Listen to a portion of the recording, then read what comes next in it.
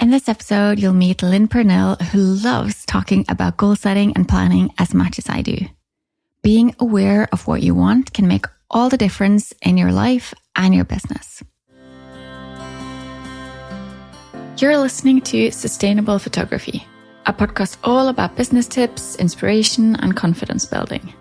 I'm Ingvild Kolnes, the host of this podcast, and after over a decade as a photographer, I now help talented photographers run sustainable businesses.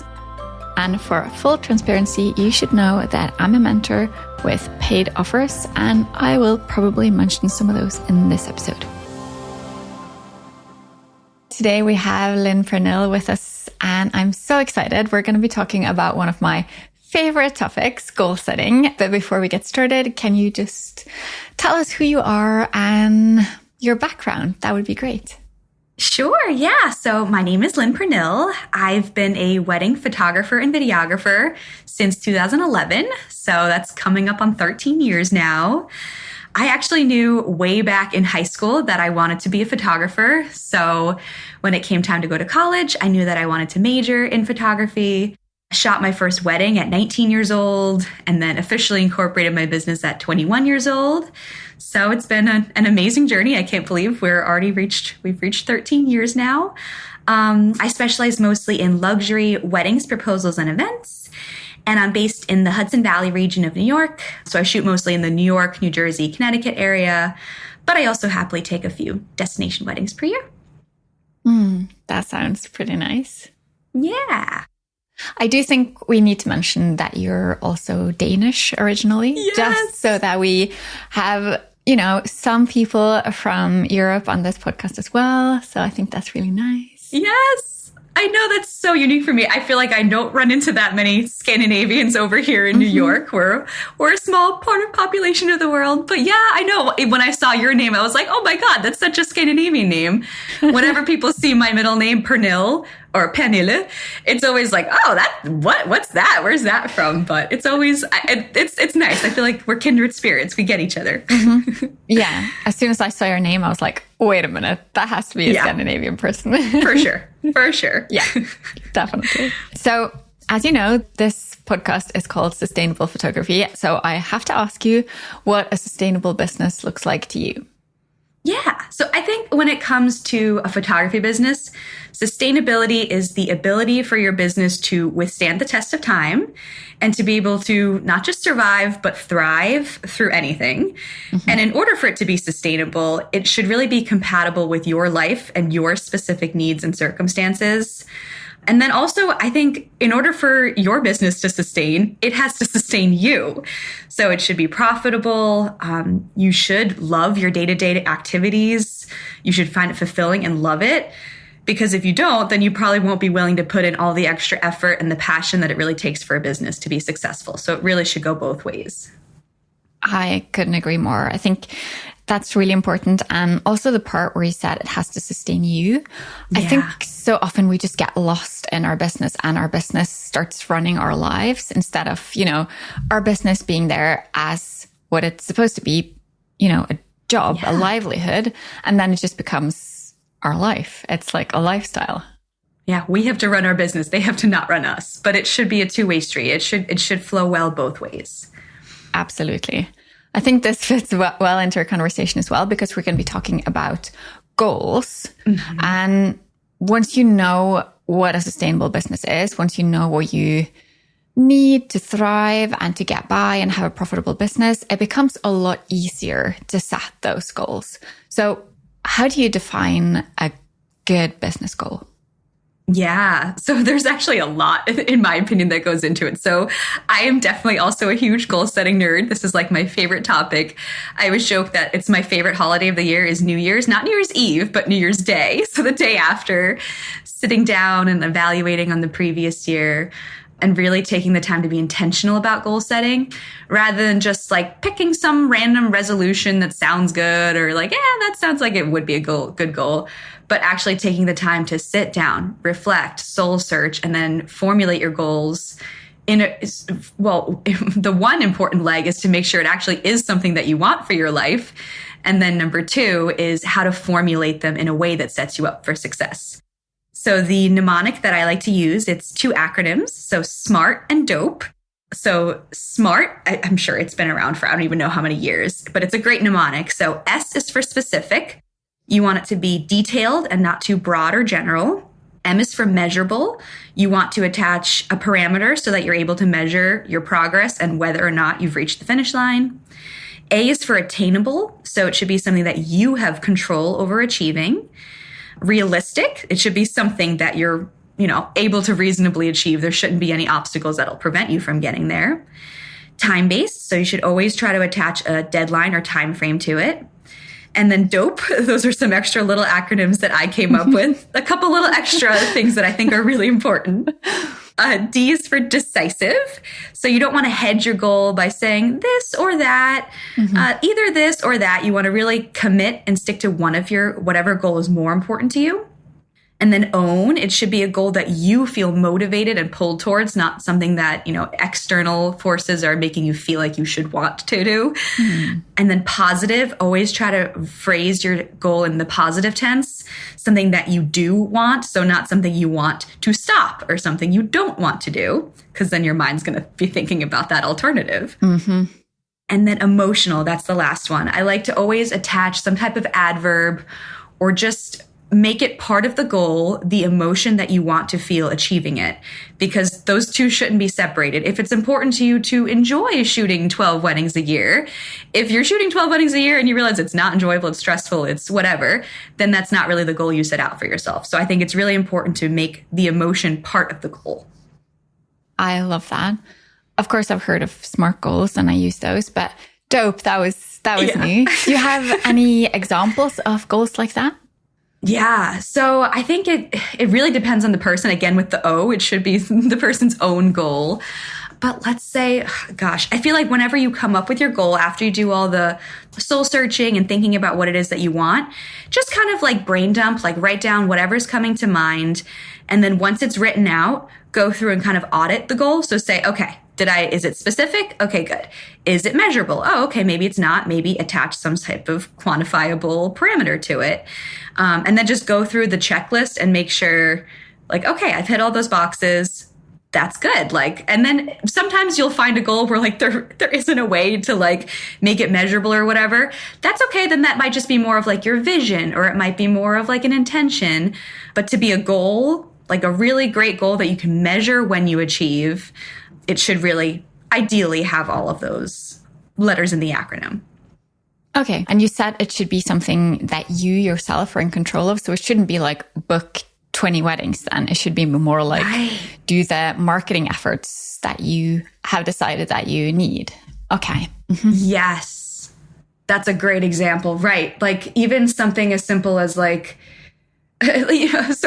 actually 8 months pregnant, and I can't, I can't make it my goal, the outcome of the pregnancy. So it's my goal, my dream is that I would love to have a natural childbirth, but I can't decide that. That is out of my hands. So on my goals this year, I wrote, prepare my mind, body, and soul for a natural childbirth, because I have control over what I do to prepare for it. I don't have control over the outcome, but I have control over the books I read and the, what influences I like in my life and nutrition and exercises and stuff like that. So yeah, it's okay to have a dream, or what you want might not be phrased in a smart and dope way, but there is usually always a way to make a goal out of that vision. Okay, that makes so much sense. By the way, do you set your goals on January 1st, or do you set them before then? If it's for 2024, when do you set them? Yeah, so I personally like the annual goal. I know some people dread it whenever January is getting close. They're it's just there's all this noise about goals all around them. Like I said, I love New Year's Day. I love that whole I feel like the whole world is just kind of in this mindset of soul searching. So I just find that atmosphere really conducive to wanting to do it myself. Some people dread it and they're just oh, I hate this time of year, all the ads and all the whatever. So if you don't like doing annual goals and you don't like doing it in January, that's completely fine. I just find it easier, just in terms of annual, my profit numbers and all the stuff. Just in my industry and in my life, it works well. But maybe you're a teacher, and maybe it's, I don't know, know, around your kids' birthdays or your anniversary, or I don't know, maybe there's a different kind of milestone in your life that makes more sense for you. But I just tend to like annual goals. It's easier to track progress and stuff like that, just personally. Yeah, that makes sense. Yeah. So if you take us to January 1st, how do you start when you want to set your goals? Just take us through it. Yeah, so I do have a pretty in-depth process. So I actually created, I forget how many years ago at this point, it's been several years ago, I created like a little handwritten goal-setting workbook. And then as the years went by, I started scanning it in and then making an actual like InDesign file. So I have an actual workbook of all these little worksheets for each step of the process. So every year around December and January, I put it out online. The download version is completely free. You're welcome to download it and do it yourself. I have a lot of business friends and personal life friends who every year they like download it and we all like do it together and share our stuff. That's at linpernille.com/goal-setting if you want to download it yourself. But then usually what we do is like my husband and I will sometimes it takes more than a day. Sometimes it's like an hour here, an hour there. The reflecting part, I think, takes a little bit of time to like actually like sit down, go through your calendar, go through your photos and think what actually happened this year. Yeah. Yeah. By the end of the year, you forget, was that even that year? Wow. And then we write down, first we start with all of our wins. So any goals that we did achieve, any unexpected wins or just positive things that happened that year. And then we write down the shortfalls. So anything we didn't achieve or kind of fell short. And then an important part of that is evaluating. So one, were there any silver linings? Like, so did something positive come out of not achieving what you thought you wanted to achieve? And then like, if it really was something you wanted that didn't happen, was that because of internal forces? Was that because of you? Or was it something outside of your control? Just evaluating all those things so that you can learn from it. So either you can try again, maybe like you've learned from what did work and didn't work, so you can really try again this year. Or sometimes it's reevaluating. Maybe it halfway through the year, you realize it didn't align with what you actually wanted anyways. So just really taking the time to reflect. And then the next part, we think about our vision for the year, how we want the year to end up, who we want to become, all our different values. And then we use that to write down our actual SMART and DOPE goals. Nice. Okay. Understood. So are you looking at your goals as like, I achieved this goal, then it's a success? Or are you counting like all progress towards it as well? Because I find that some people are a little bit scared of setting goals because they're scared of not reaching the goal and then it's going to feel like a waste. But I'm curious about your thoughts on that. Totally. Yeah. I feel like a lot of people, the type of people who really like resent goal setting or are afraid to do it, or are those types of people who have like an all or nothing mindset.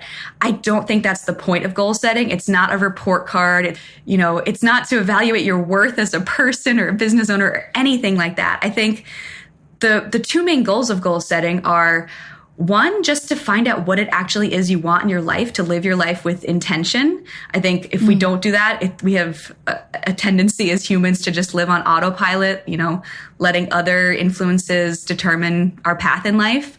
So one, I think the most valuable part of it is just figuring out what we want in our lives. And then two, just progress. Like you said, like sometimes the best part about a goal isn't even achieving the goal and checking off that box. Although I personally love that dopamine rush of checking something off a list, which is great. And you should feel so proud if you ever do reach a goal. But even if you don't, if even just working towards that goal made you a better person that year, that is a huge win. And to be honest, I think that's the whole point. That's the whole goal of goal setting. One of my favorite quotes is, we are human beings, not human doings. So obviously we need to pick things to do with our life, but why? It's because we want to become who working towards those things will make us become. Yeah, I love that. That's really great. And at least for me, my goals aren't there to, either I made it or I didn't make it. Sometimes I set my really high goals just to have something to stretch for, not because I'm going to feel like a failure if I didn't reach it. And I know if I set my goals too small, then that's not doing me any favors, because then I'm not really reaching my potential. Right. It's not about saying, what do I think I can definitely do this year? It's what do I want from this year? If this year went perfectly, how would that look? Exactly. And I think part of this also plays into that whole balance between sustainability, having that lasting business that you really thrive in, as well as, in most cases, wanting to grow and get better and improve. What do you think about that balance? How can we work to achieve that? Yeah, I think I think I've said a couple of times now, is reevaluation is always really important. So not just soul searching in January, but as the year is going on, really thinking like, because you don't know how your year is going to unfold. You don't know what's going to happen in your life. You don't know. I mean, you might have an idea, but things happen, like paths change. Like I said, I'm pregnant this year. That changes things. So constantly sitting down, and you might have like an idea, like for instance, motherhood to me. This is my first baby. So I have no idea how balancing business and motherhood is going to go. So I have an idea and I have goals that I wrote down now in January. But come middle of the year, again, part of my process is in like June or July, I'll sit back down and look at the progress and tweak things. I think it's really important and really valuable to, once you have an idea of how your year is going, sit down and say, is this sustainable? Was this a realistic goal? Is this still what I even want? And tweaking. There is, like I said, this isn't a report card. This isn't for school. This isn't anything that anyone else is judging. It's purely for yourself. So if you find that something isn't sustainable or isn't working out the way that you hoped or thought it would work out, changing your goals or dropping a goal or adding a goal is completely fine. Yeah, absolutely. I think that's a really important reminder. But once you have your goals, how many do you recommend setting for like as an annual goal? Yeah, that's a really good question. So I always tend to come up with too many. Like I'm an Enneagram type 3. I love getting things done and whatever. So I think it's fine to brain dump all of those. So write those down, get them out of your head, write them down, like document them. But then I think it's most conducive to success if you just pick a couple of them to really put all of your efforts into. If you spread yourself too thin, there's a low chance of 20 goals coming true versus if you put all your efforts into your top 2 or 3, I'd say keep it under 5. So 1 to 5 is a great number of top goals to have. If you do that, you're more likely to be successful with one of those big goals rather than just getting a bunch of little things done, right? It's more, you'll have probably more of a bigger bang for your buck if you really put all your efforts into what's most important for you. Yeah, that makes a lot of sense. Did you know that I have a shop where you can find quite a few different courses and resources that can help you build your business? Go to ingvildkolnes.com/shop to find the thing that can make the biggest difference in your business. But is it enough to just set the goal? I mean, do you need to, what else do you do to make sure that you're actually working towards the goal? For sure. So that's one of the, again, there's some statistic or some quote about this where it's like, blank % of goals fail by February or whatever.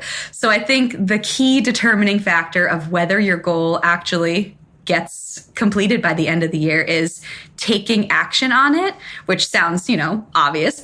But one of the key little, it seems so simple, but it always tends to work is the second you come up with your goal, like you write it down, you make it a concrete goal, within 48 hours, take one tiny step towards it. It doesn't have to be like, do it, get it done, get a huge chunk done on it.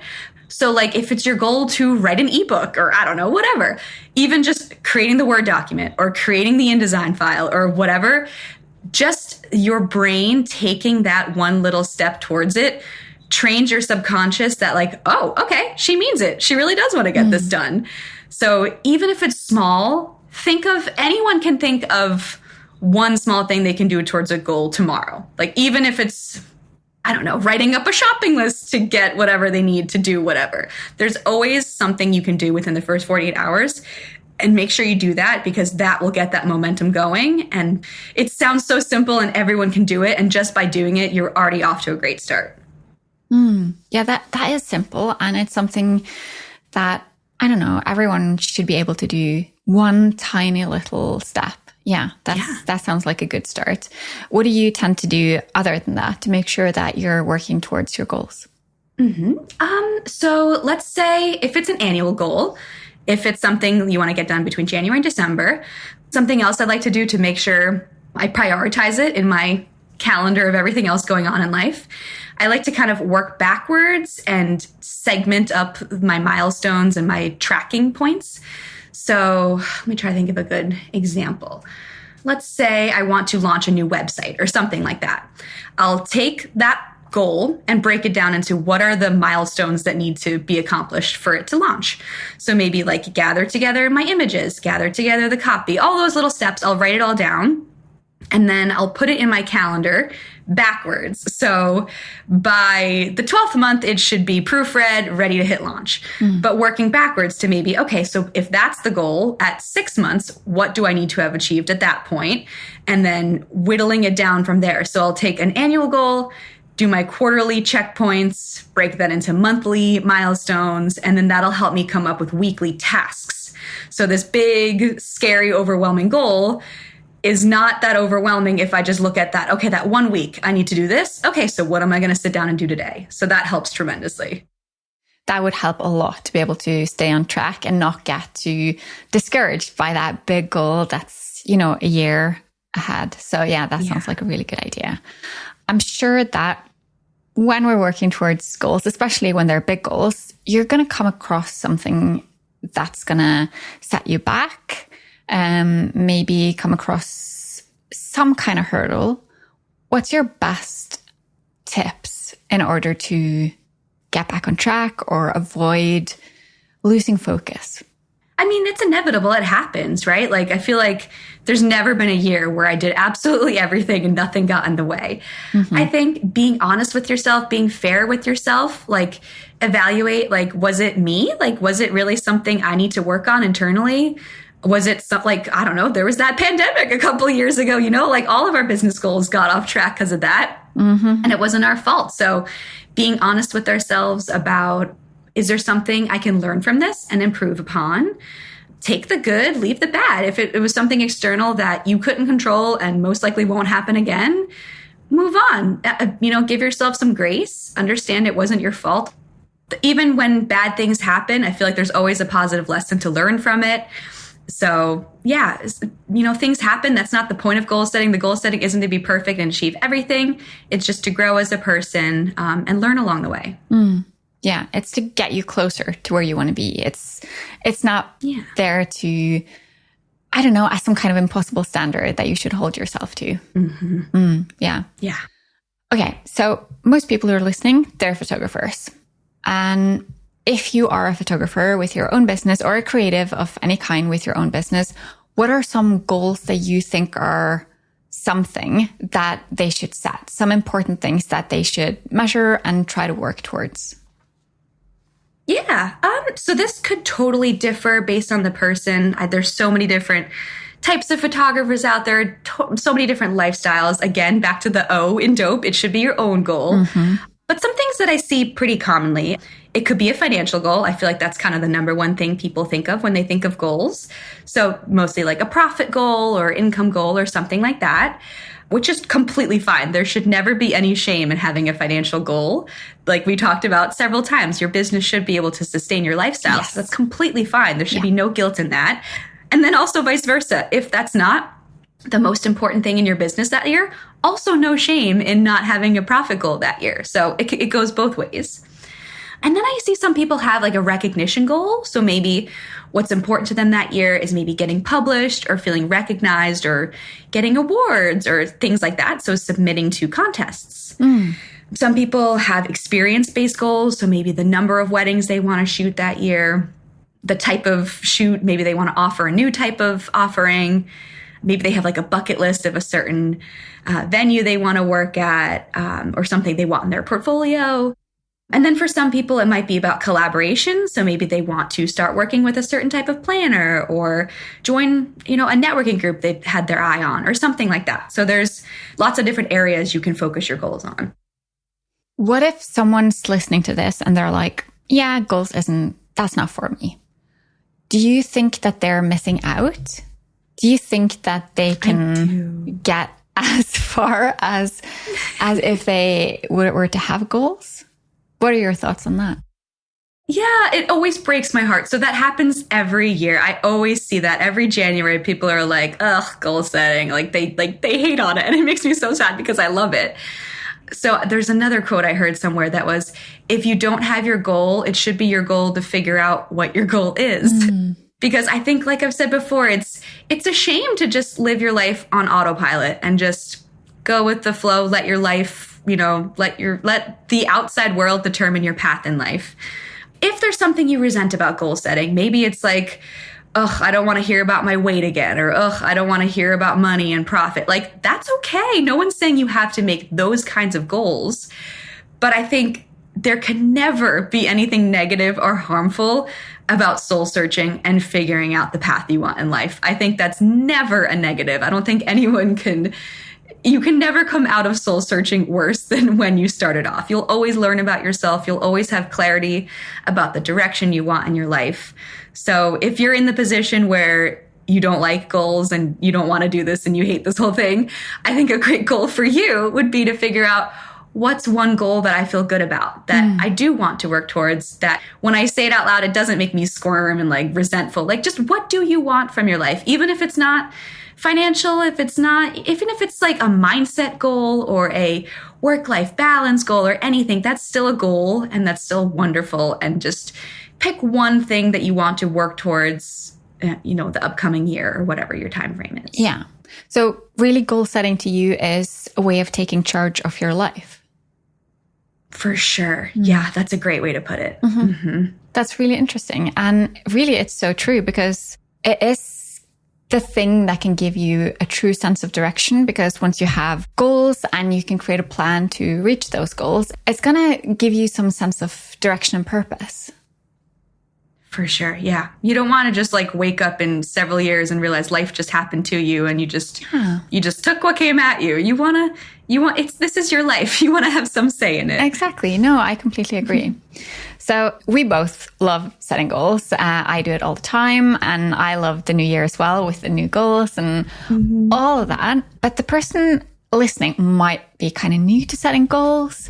I don't know, might not have that much experience. So where would you recommend that they start if they're like, okay, let's give this a try? Yeah. So I would say download the workbook. Like I said, it's on my website. I'm sure you'll link to it. There are a bunch of pages in it that are just designed to basically just get your wheels turning. So there's a page on your values. So like, what areas of your life are most important this year? Maybe it's your physical health. Maybe it's your family. Maybe it's your business. Maybe it could be a bunch of different things. So just sitting down and thinking about what areas of my life need the most nurturing this year, what can go on the back burner, what needs more of my attention this year. And then there's also some kind of like fill in the blank prompts of your vision for the year. Like, I want my environment to be like this. I want more of this. I want less of this. I want to be this. I want to do this. So if you don't even know where to start, just take a look at the worksheets, start filling out, and just let your mind kind of go. And then I'm sure you'll learn about yourself as you're doing it. That sounds really great. Just get started. Just do the thing. Yeah, just get the wheels turning and it'll come to you. Yeah. So if someone wants to build a more sustainable business, what do you suggest that they do? Where do they start? It's evaluation. So think about all the areas of your life. Think about what your priorities are, your values, what you need, whether that's concrete and like quantitative. So like, what profit do I need to live my best life? Write that down. And then, like I've also said, it takes reevaluation. So whatever you set out to do, see how that goes, and then don't be afraid to reevaluate and course correct along the way. Perfect. Definitely good advice. So if someone wants to keep learning from you, if they want to get your workbook, where do they go? Yeah, so I'd love to follow you on Instagram. That's probably where I'm most active. So I'm Lin Pernille. That's LinPernille. And then my website is linpernille.com. And then specifically those goal setting sheets are at linpernille.com/goal-setting. And then there should be a link to download them. Perfect. Thank you so much. This was fun, as always, talking about goals. And I hope that you're going to get closer to yours this year. thank you. You too. Godt nytår. Godt nytår. Tusind tak. Bye. You just listened to an episode of Sustainable Photography. Please share this episode with a photographer you care about.